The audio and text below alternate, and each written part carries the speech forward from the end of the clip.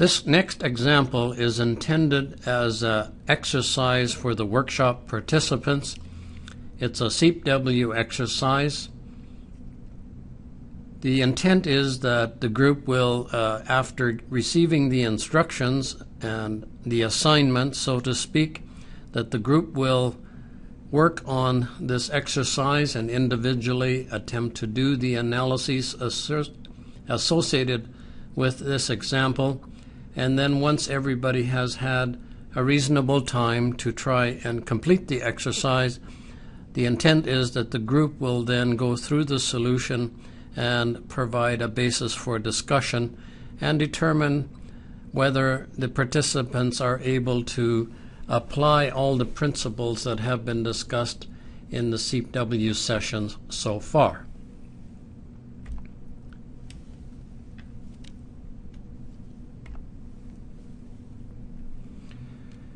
The example is about modeling the leakage from a pond. This pond has a clay liner. This green part here is the clay liner. And before water is put into the pond, the regional groundwater table is at an elevation of 4 meters. 4 meters. And the objective is that we will have to establish the pore water pressure distribution in this ground before water is put into the pond. The level of the pond is at elevation 10.5 meters. And for this example, we will make the assumption that the level in the pond stays at this elevation during the duration of the modeling or the test. We will start by establishing the initial pore water pressure conditions before the pond filling.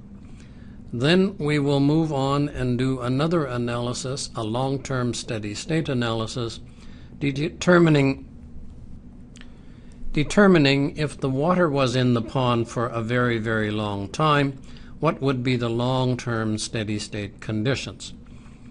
Then we'll move on and look at the mounding with time. This is a transient analysis, and to see what happens when water is first placed in the pond, and then look at what the changes are with time. Finally, we want to do an analysis simulating the effect. What about if there is a crack in the liner? We have set up the problem in part, and the file name is SEEP13, pond infiltration. To begin with, the geometry and the material properties are provided in this file, and so the first analysis is about setting up the starting conditions. We have one analysis. It will be a steady state analysis. We need to create and apply boundary conditions, solve the problem, and then check the results to make sure that they are as intended. Then for our long-term steady state condition, we need to create another analysis. We need to create and apply boundary conditions for the pond water, and then resolve the problem, review the results. And one of the key questions is, why is there an unsaturated zone between the liner and the water table? This is something that the group may wish to discuss after everybody has had a chance to do the analyses. In the essence of time, we have created for you the time stepping scheme, and which is presented here. So for our transient analysis, we will use this time stepping scheme. I would suggest you rather use save the results every 3 days or every 3 steps rather than 5. It just gives a more smooth distribution from time step to time step when we look at the results. Then finally, we want to look at what about if there was a crack in the liner. The key question is, how should one model the effect of a liner? This will be done as another steady state condition, and you need to apply a boundary condition to simulate the crack. So at this stage, the group should stop the movie and see what the workshop participants can do with this exercise.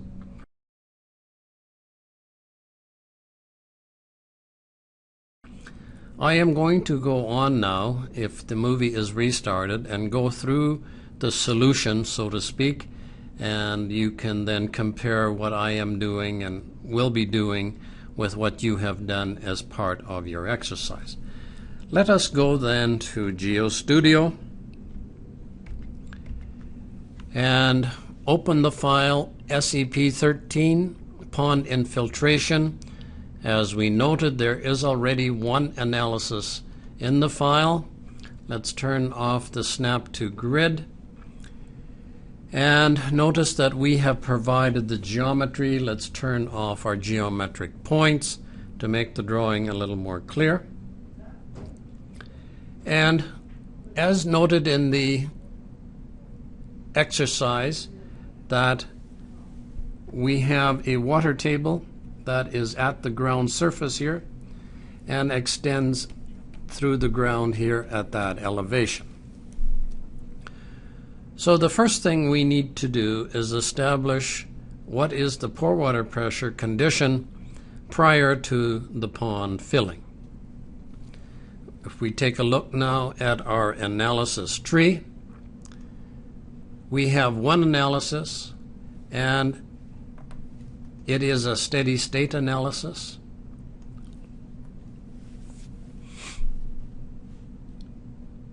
And we need to somehow now apply a boundary condition that represents the long-term regional groundwater level, so to speak. We can say draw boundary conditions. We already have defined here a local water table boundary condition. Clicking on key in, we see that this boundary condition has been defined as a pressure head type boundary condition, and that the action is 0. What we are saying is that the pore water pressure is 0 where we apply this boundary condition. Now, there are a variety of ways that we can apply this boundary condition. Probably one of the more intuitive is to apply it to this geometric line. We could also apply, let's remove it for the time being. We can also apply this same boundary condition to the entire region because the total head is the same everywhere. That would give the exact same solution. Let's remove the boundary condition and let us go back and apply the boundary condition to the ground surface where the water table is at the surface right here. Now, there are other ways of doing it, and there will be a tendency in the group to subdivide the region into two different regions and then apply the water table and the boundary condition on this line. As you will see, this is not necessary. Applying a head at one location, as we have done, is more than adequate. Clicking on Verify, we see there are no errors and no warnings. We can click on Solve, save the problem, and click on Start.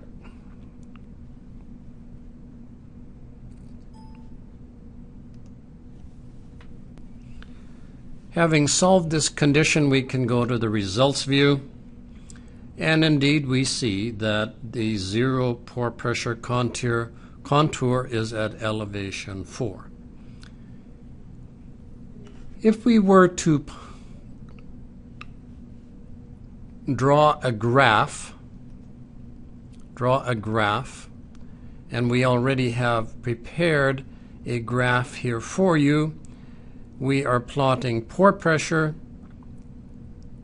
of the group pore pressure, and the variable is pressure head with the y coordinate, and we are plotting this pore water pressure on the left edge of the problem. I would like to include the entire left edge. I will select a geometry item, and I can then drag a rectangle over the left edge, selecting the entire left edge, and we see indeed that the pore pressure, this is the water table here, and it is hydrostatic positive and hydrostatic negative. In some sense, this is perhaps not all that realistic, but adequate for this illustrative purposes. We could also contour, for example, the total head, and you will notice that the range is from 4 to 4. In other words, the total head is the same everywhere, and consequently we only see one color. Let's turn off the contour color, and so that we can see our initial condition.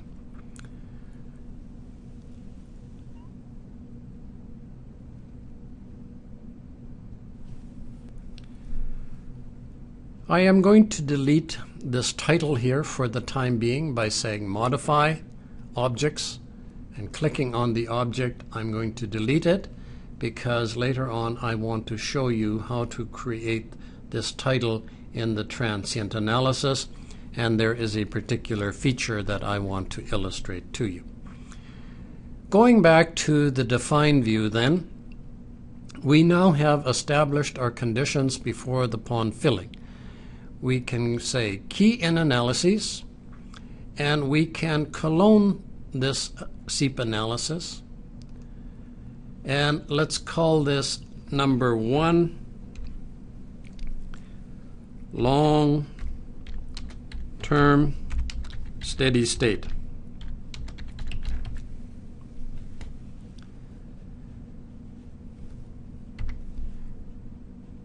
We want this to be a steady state analysis, and we cannot specify the initial pore water pressure conditions for a steady state analysis.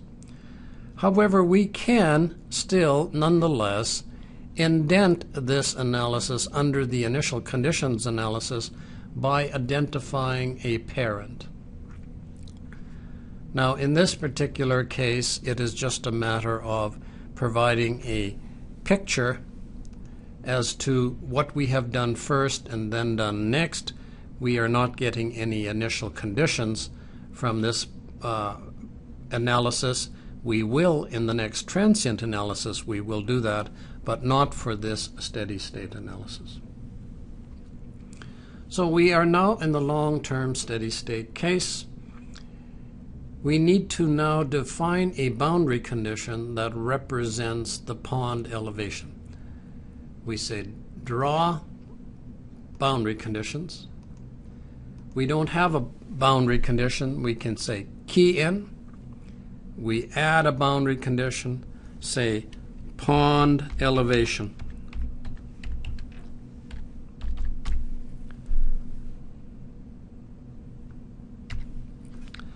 And the elevation of the pond is at 10.5, so we can apply a total head boundary condition of 10.5 meters.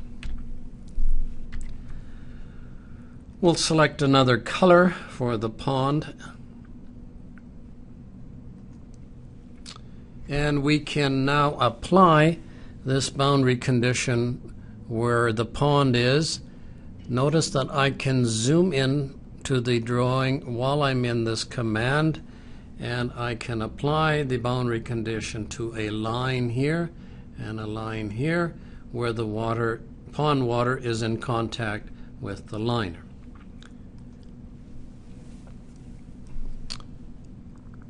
To save my work, I will click on Save, such that I don't lose everything that I've done inadvertently. Now, I would venture to say that most of you have probably not thought of a possible seepage face in this area.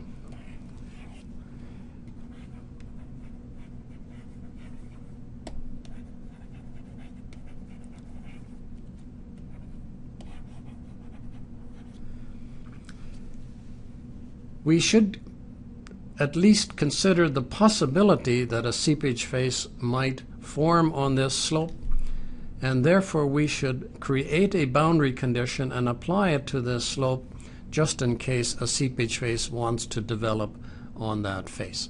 Once again, we say draw, boundary conditions, key in, add, and we'll call this a seepage face.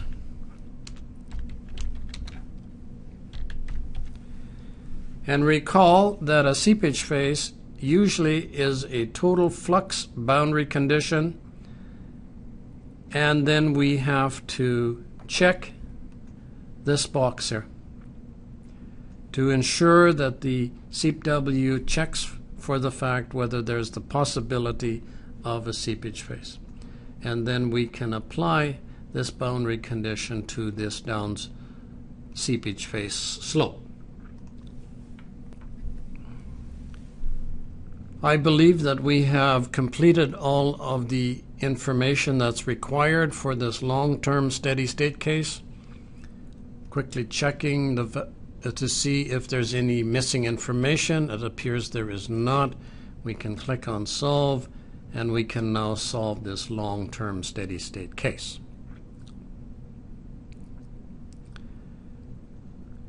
And as the solve window flies by, you probably have already noticed that there was some seepage face review, and meaning that we indeed should have used the seepage face boundary condition. Looking at the results view, we do indeed see that there is a small area here with a seepage face. Now we can look at these results in a variety of different ways. This is obviously the line of zero water pressure.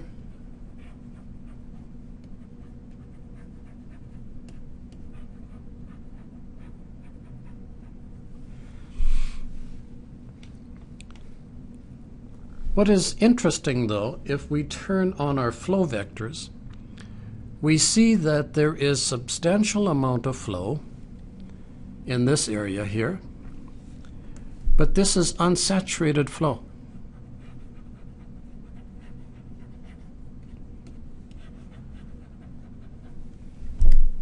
And if we had not used SEEP-W, which is formulated for saturated, unsaturated flow, we could not analyze this type of a problem. If we considered only constant hydraulic functions and did not properly consider the unsaturated flow system, then we could not model this type of a situation.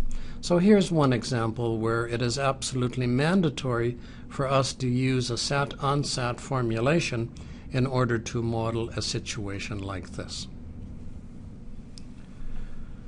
Let us turn off the flow vectors, and I can say draw flow paths, and I can draw some flow paths here, and notice that this upper flow path is predominantly where the pore water pressure is negative. A feature that is useful sometimes is that you can say view results information, and if your cursor turns to a little hook like this, a little curved line, then SEEP-W will tell you the exact distance that a droplet of water would have followed from the pond all the way to the exit point. The distance in this case is 26.13 meters. The travel time is 1,683 days. So the average speed here is meters per day, it is obviously traveling very, very slowly. So this gives you sometimes an appreciation for the travel times involved, and you can click on each one of the flow lines and get this type of information. The key illustrative objective here is to demonstrate that with a clay liner that we develop an unsaturated zone in the long term, and we develop some mounding. Now the question you might want to entertain and experiment with is, what effect does the clay liner have on the mounding? What about if the clay liner was tighter? What about if the clay liner was missing? I will let you explore those questions and try and do some analysis to answer this question for yourself. But fundamentally, the size of the unsaturated zone and the extent of the mounding is related to the relative contrast in the conductivity between the liner and the underlying ground. Let me repeat that. It is the contrast in conductivity between the liner and the underlying ground that produces a water table mound, and the size of the mound and the size of the unsaturated flow.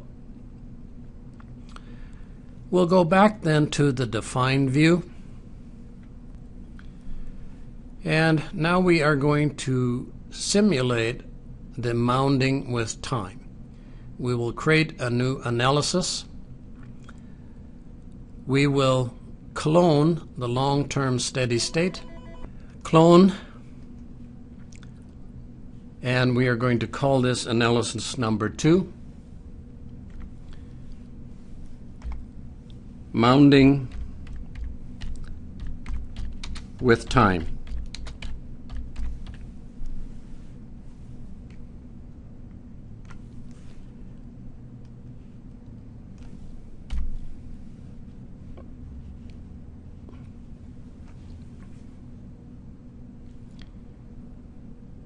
We provided for you a time-stepping sequence, and before we look at the time, we clearly have to say we want to do a transient analysis. And now we can say the duration is 240 days. We are going to do 30 time steps, and the time-stepping sequence is going to expand exponentially. The first time step will be 1 day, and I would suggest we save the results every 3 days. Now, of course, it is extremely important that we say that the initial pore water pressures come from our parent analysis, and our parent is the condition before the ponding. So now it is absolutely mandatory that we say, where do we get our initial pore water pressures from?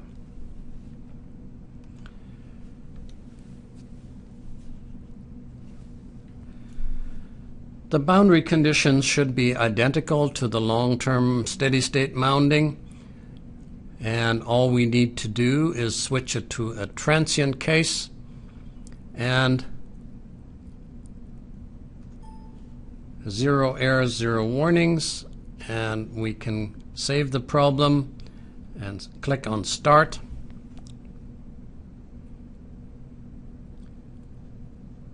And as you know, notice that we are now doing many different steps.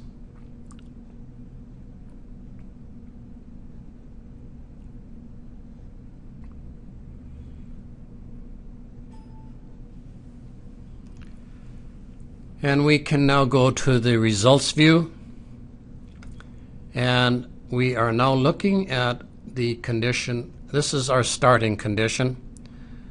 There are some contours there that are just numerical noise. We can turn those. The flow lines now have no meaning. We should say draw flow paths and get rid of these flow paths because they have no meaning in the initial conditions. Here we are at before the water was put into the pond, and 3 days later we have this situation, which is not very dramatic, but let us turn on the flow vectors, and we notice that water is seeping into the ground. The long-term water table at depth, however, has not started to come up yet. And we can look at 9 days, 15 days, and it's finally on day 24 we see that the water table at depth is beginning to slightly mount. The question then is, we are having seepage. Where is the water going if it's not increasing the level of the long-term at depth water table? Well, the answer is the water is going into storage.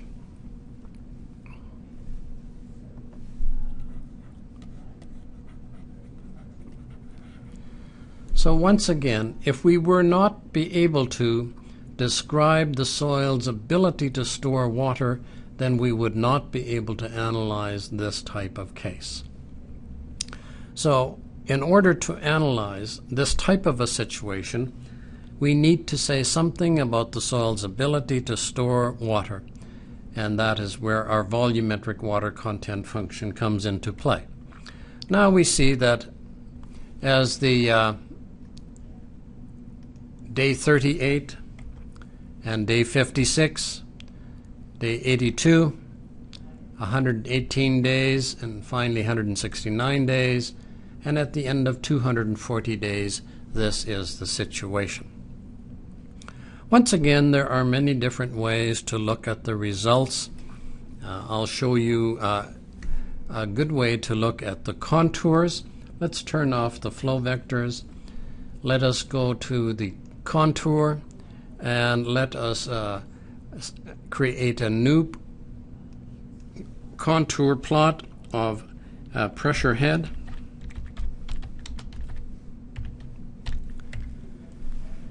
We are in the same group, but we want to now contour pressure head.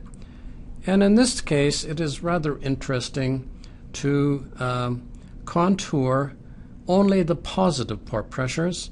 So let's start contouring at 0 and an increment of 1 meter, and let's say 10, and we can then look at the range of the positive pore pressures and the locations of the positive pore pressures.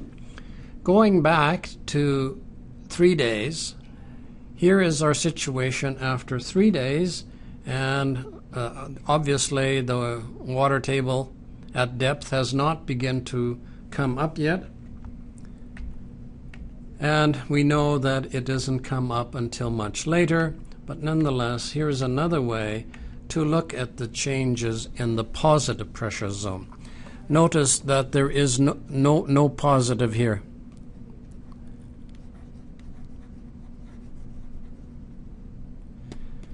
It's all negative pore water pressure.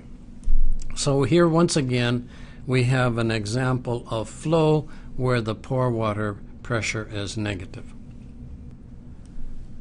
I would like to demonstrate for you now that you can include dynamic sketch text.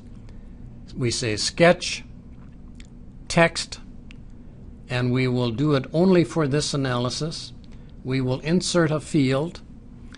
Under the Advanced tab, we can go to the results, and we want to plot the elapsed time. And we will plot it right here. So now when we go back to time 3 days, you notice that the text updates as we look at each one of the times for which we have saved the results.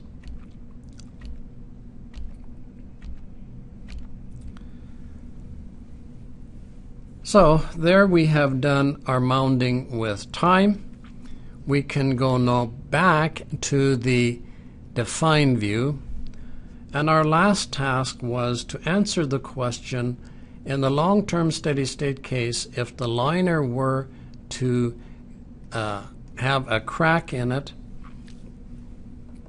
say a crack was to form here, what effect would that have on the pore water pressure distribution? Now the urge is to create an opening in the liner. Once again, we do not need to do that. We can simulate the effect of a crack by boundary conditions. So going back to the defined view, creating a new analysis. This time we are going to clone the long-term steady state analysis, calling it number 3, and say with crack in liner, and it's a steady state analysis.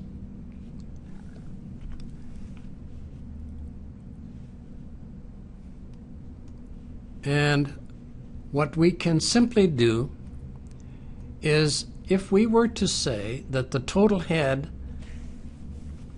here obviously is 10.5. It's everywhere the total head H is equal to 10.5. If we were to say that at this point here H is equal to 10.5, we are saying in essence that the same total head exists at the bottom of the liner than at the top of the liner, and consequently there is no resistance to flow from this node to this node. And so we can simulate the effect of a crack with a boundary condition. And time again, when we first start to model, there is the urge to model the actual physical feature. Often, as we have already seen in past sessions, it is possible to model effects with boundary condition without including the actual physical feature itself. We did this with drains, if you recall. We'll then say draw boundary condition, pond elevation, and we will now apply the pond elevation to a point. And we will apply it to a point at the bottom of the liner, and reanalyzing the problem,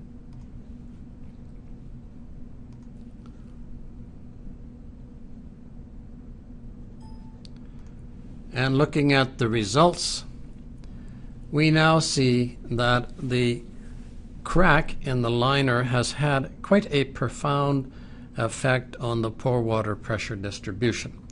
Once again, we can look at the results in a variety of different ways.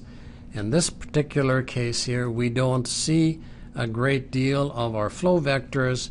We can change that with draw vectors, and we can change the color of the vectors here if we wish, and we can also have a different magnification. Say the magnification is 5 times, and now we see our flow vectors a lot more readily. Another feature in SEEP-W. But notice that obviously the longest flow vectors are right at this point, representing the highest flow rates right at the point where there is the leak through the liner, so to speak.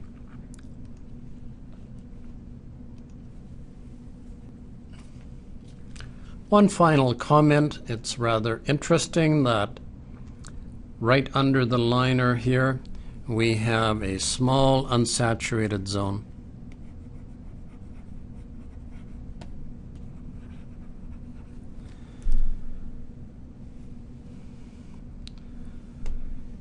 This brings us to the end of our SEEP-W exercise, which has been designed to help you create new analyses, simulate various boundary conditions, do a transient analysis from known initial pore water pressure conditions, and to simulate the effect of a crack with a boundary condition.